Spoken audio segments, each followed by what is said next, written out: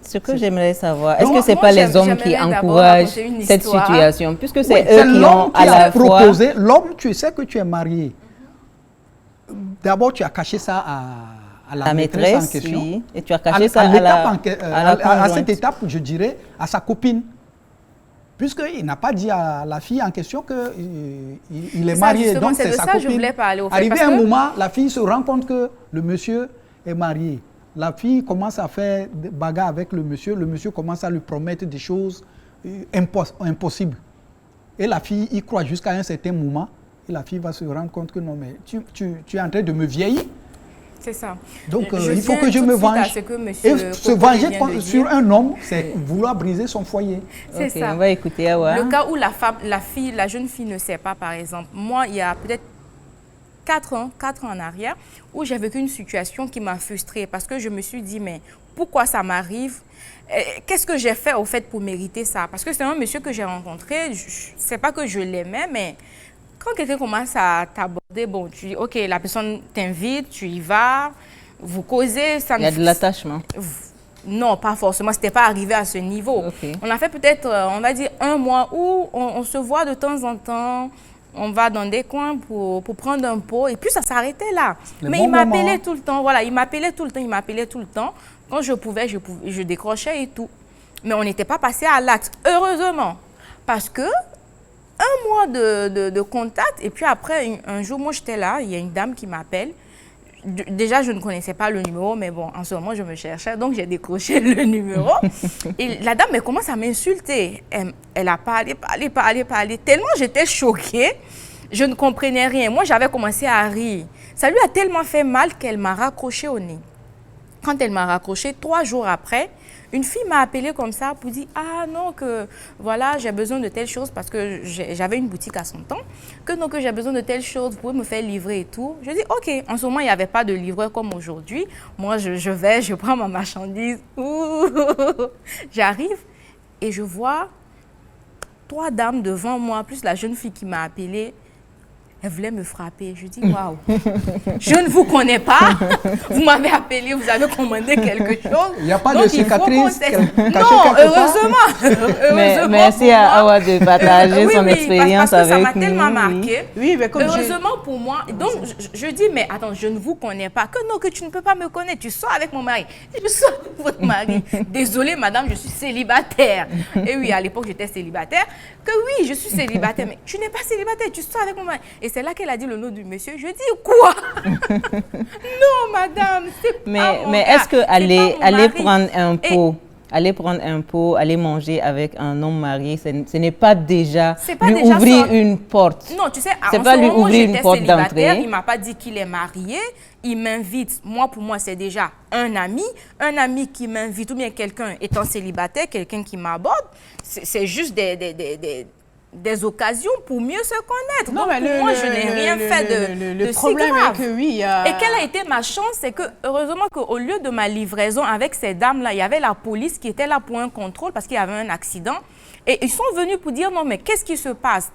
Elle dit non, qu'elle ne connaît pas le monsieur, ou bien qu'est-ce qui se passe réellement? Je dis, je connais le monsieur, mais ce n'est pas mon copain. Parce que, à vrai dire, je suis célibataire. Et j'ai tout expliqué à la dame. Elle avait honte, mais moi aussi, j'avais honte parce que je me suis dit, mais attends, si elle m'avait frappé ces 3 dames-là, qu'est-ce que j'allais devenir?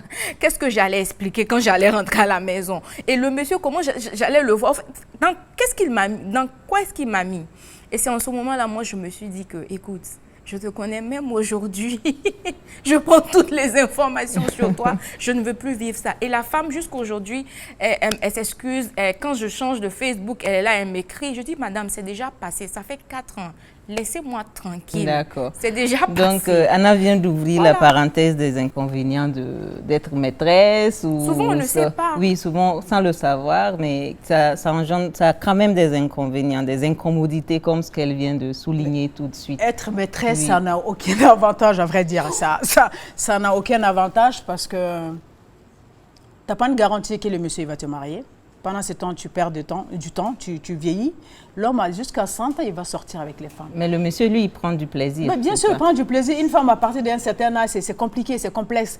Quel que soit, que tu sois la plus belle femme du monde, quand tu vieillis, les choses changent. Un homme à 100 ans, il a le blé, il va gérer toutes les petites qu'il veut. Donc, moi, je veux dire, ça n'a aucun avantage d'être maîtresse. Quand on accepte en âme et conscience, il faudra qu'on se dise qu'on est en train de perdre du temps. Non seulement on perd son temps, on met en mal le foyer d'une autre. Donc, moi, je pense qu'il faut vraiment, vraiment réfléchir. Quand on le sait, je précise bien quand on le sait, mais malheureusement, comme moi, je l'ai vécu, je ne le savais pas. Je commençais à sortir, après, je suis tombée amoureuse. Mais quand je l'ai su, bon, je dis, écoute, moi, je ressens quelque chose, je vais vivre mon histoire, et puis, ben voilà, tout en sachant que il n'y aura pas de mariage, il n'y aura pas d'enfant, mais en ce moment, ce qui m'importait, c'était de vivre ce que moi, je ressentais. Jusqu'à ce que ça passe. Voilà, jusqu'à ce que ça passe. Et puis, ben voilà. D'accord. Alors, monsieur Collet. Oui, les avantages, moi, je peux dire qu'il y a des avantages. Oui, pour vous, les hommes, oui. Oui, non, ce n'est pas pour nous, les hommes. Oui, il faut se le dire. Les avantages, c'est dans l'immédiat, pas à long terme. L'immédiat explique. L'immédiat, parce que la fille, peut-être, si c'est une fille qui sort avec un monsieur, soit la fille veut se sentir émotionnellement bien. Parce qu'il n'y a pas de célibataire, en fait. Elle peut choisir un célibataire. Pourquoi choisir un homme marié pour se sentir émotionnellement bien? En fait, le problème, c'est que la plupart des femmes, des filles qui acceptent, elles acceptent surtout pour le matériel parce que le monsieur lui donne un confort financier. C'est le deuxième avantage dont je voulais parler. Oui, le piège, c'est que, pas fini, elle-même tombe amoureuse. Et là, elle ne peut pas se détacher du monsieur. Et quand c'est comme ça, quand tu sais très bien qu'il est marié, qu'il ne va jamais te prendre, tu es condamné, tu es dans cette relation et tu te dis donc, un jour ou l'autre, il va peut-être me prendre, je vais faire un enfant, je serai juste dans un coin. C'est problématique parce que tomber amoureuse même comme ça peut briser le foyer de l'autre, du monsieur en question. Ça ne va pas briser le foyer de l'autre si le monsieur ne le permet pas. Il y a des maîtresses aujourd'hui qui sont restées avec leur statut de maîtresse, qui ont deux enfants. Tout comme il y a des maîtresses qui ont tout fait pour connaître la famille du monsieur et briser le foyer. Et briser le foyer. Voilà. Mais c'est ça, au fait, c'est le risque. C'est pour ça que je dis qu'il n'y a aucun avantage en réalité parce que c'est un sac à problème qu'on traîne de tous les côtés, en fait. Parce que tu ne peux pas vivre déjà ton histoire pleinement. Tu ne peux pas t'afficher comme tu veux. Tu es toujours obligé de te cacher. Donc, déjà, quand même, quand tu connais l'image de la femme, dès que tu vois une silhouette de loin, ouf, tu changes de chemin parce que tu as peur d'être frappée. Moi, personnellement, par rapport à mon expérience, je dirais aux filles que ce n'est pas quelque chose à faire. C'est une perte de temps. C'est une perte de temps quand on le fait. Même quand on est amoureuse, quand on peut s'en défaire, il faut le faire le plus tôt possible. En fait. Parce que moi, je dis le plus important, il faut arriver à se mettre à la place de l'autre. Mais malheureusement, aujourd'hui, les filles, elles n'ont rien à foutre. L'autre, qu'est-ce qu'elle peut sentir? Je m'en fous. Moi, c'est mon bonheur. C'est même pas, comme on le dit, c'est même pas le bonheur. Elle cherche le confort financier. Oui. Elle oublie une chose. Voilà pourquoi on parlait de dépravation de mœurs entre-temps. Oui, pendant le temps que toi, financièrement, tu es bien, tu es en train de prendre de l'âge, à un moment donné, tu t'habitues tellement à un style de vie que tu auras du mal à être avec peut-être les gens, les célibataires ou les gars de ton âge, en fait. Donc... bon, restez avec nous. On va prendre les avis de nos internautes qui nous ont fait signe sur Facebook et aussi sur notre numéro WhatsApp.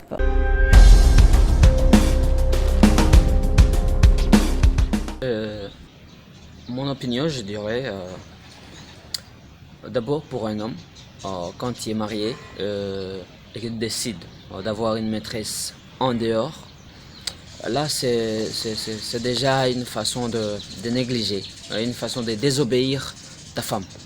Ça c'est un. Donc tu montres que ta femme ne te satisfait pas, tu vois. Tu montres que ta femme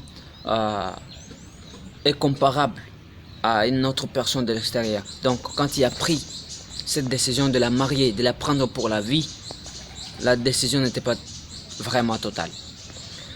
Et pour la maîtresse, une maîtresse qui accepte de sortir avec un homme marié ou soit un homme déjà occupé, sache que tu perds ton temps. Et une personne qui décide de se mettre en couple avec, de sortir avec un homme marié, n'est pas forcément une victime. Parce que c'est de là, il faut apprendre aux gens à être responsables de leurs actes. Qu'ils comprennent que je suis avec cet homme, j'ai accepté de sortir avec cet homme, bien vrai qu'il est marié ou bien vrai qu'elle est mariée, mais notre relation se limite à ceci. Parce qu'on se laisse, il faut savoir ce qu'on veut. On se laisse tellement manipuler et que, à tout bout des champs, pour avoir ce que les autres veulent, ils nous utilisent. Donc, il faut savoir ce que tu veux. Il faut être responsable. C'est pas quelqu'un qui va te dire comment marcher. Tu es responsable et savoir ce que tu veux. Quand tu vas avec un homme et que tu sais qu'il est marié, tu sais pourquoi tu vas avec lui. C'est pas dans le but qu'il brise son foyer pour toi. Tu sais que si tu es parti, c'est pour partager une partie de sa vie avec lui. À un moment donné, quand ça ne marche plus, tu avances. Mais tu ne deviens pas la victime. Parce que quand on devient victime, c'est comme si on n'est plus responsable de ce qu'on fait. C'est comme si on est dirigé et on est manipulé tout le temps par les autres. Bon, pour moi, personnellement, tout dépendrait de la situation. Je m'explique. Si que peut-être tu sors avec quelqu'un et que tu ne savais pas au préalable qu'il était marié, mais que tu t'en rends compte plus tard, étant en relation avec ce dernier, pour moi, peu importe, tu dois arrêter la relation, en fait. Parce que si tu apprends que ce dernier est marié, même étant en couple avec lui, et que tu quand même décides de rester maîtresse de ce dernier, pour moi, tu es coupable parce que tu as le choix. Tu as le choix, en fait, de partir ou de rester. Mais si tu décides de rester parce que peut-être tu es amoureuse, pour moi, tu es coupable.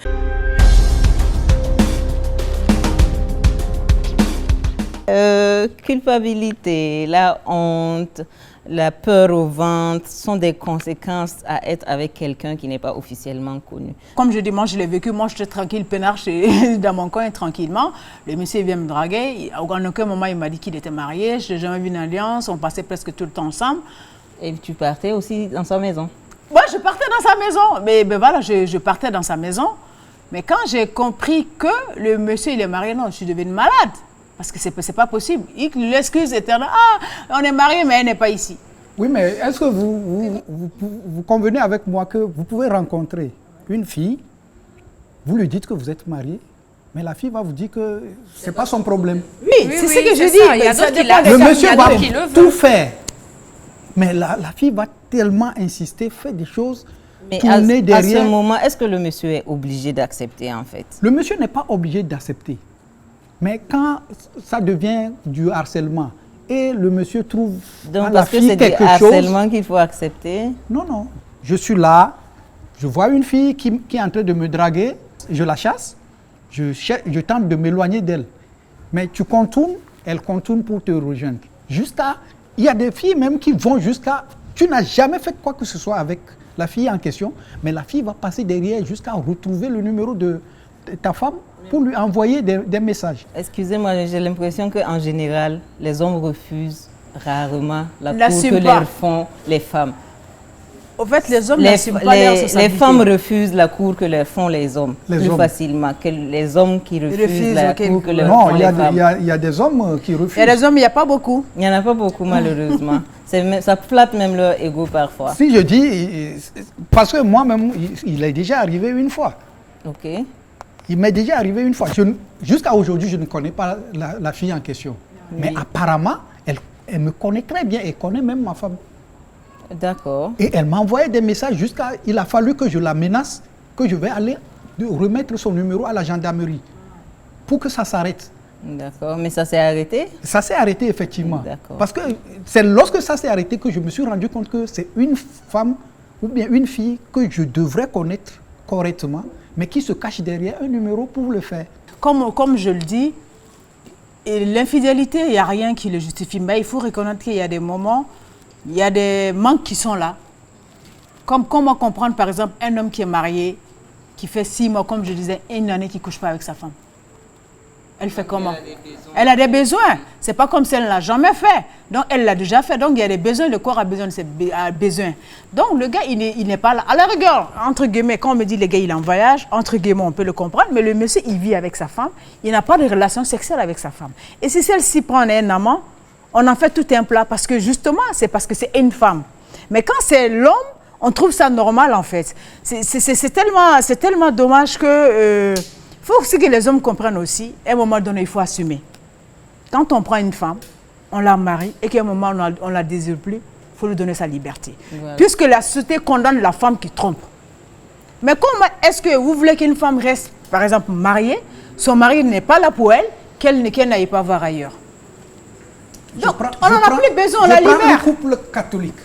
On la libère. Ou bien un couple chrétien. C'est difficile de divorcer. Il n'y a pas de divorce, c'est pas possible. C'est difficile. Sauf si l'homme... Ben, il n'y a pas de divorce. Ok, dans ce cas, on fait comment? Dans ce cas, quand on est dans un couple, on est marié, on n'a plus de relations intimes. C'est dans ça on est aujourd'hui dans notre société. Vous allez voir plein de couples. Le dimanche, ils sont ensemble, bras dessus, pour aller à l'église. Mais si vous rentrez dedans, vous allez voir que c'est pas... Non, mais c'est clair.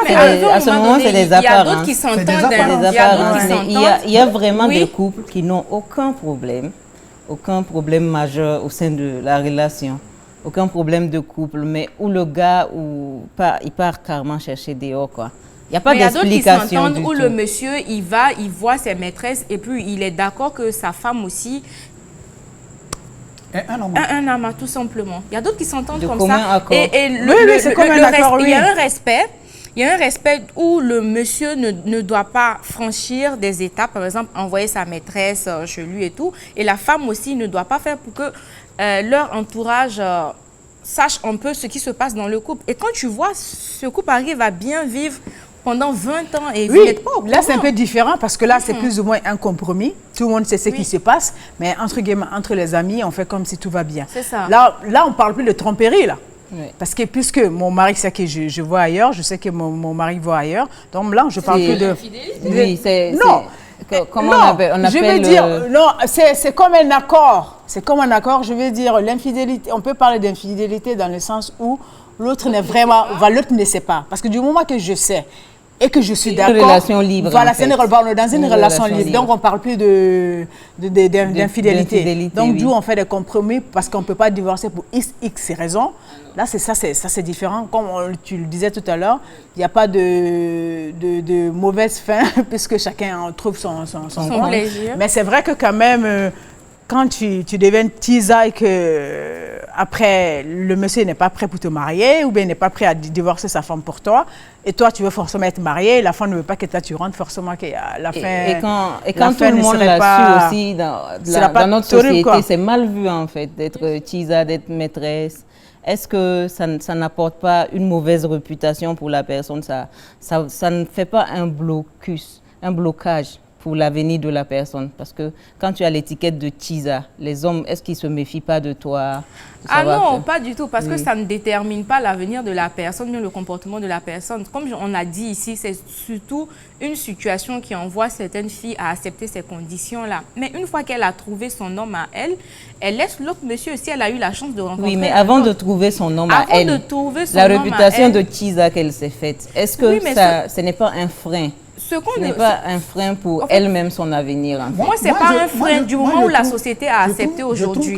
C'est juste que les gens vont parler. Ce n'est pas un frein. Que la société a accepté, je trouve que c'est un peu de l'hypocrisie de la part de cette société-là. Non, ce n'est pas de l'hypocrisie, monsieur. La personne est là, contente avec toi. Aujourd'hui, quand vous suivez des débats de femmes dans des groupes, vous avez la part des... Vous avez une part où il y a des tisas qui s'affirment, qui sont fiers d'être tisas, qui sont fiers d'être des maîtresses. Elle est fière femmes parce mariées, que face à face avec ses amis, on lui fait comprendre que c'est ça. C'est parce que la société même a accepté. Moi, je dis c'est parce que la société a accepté.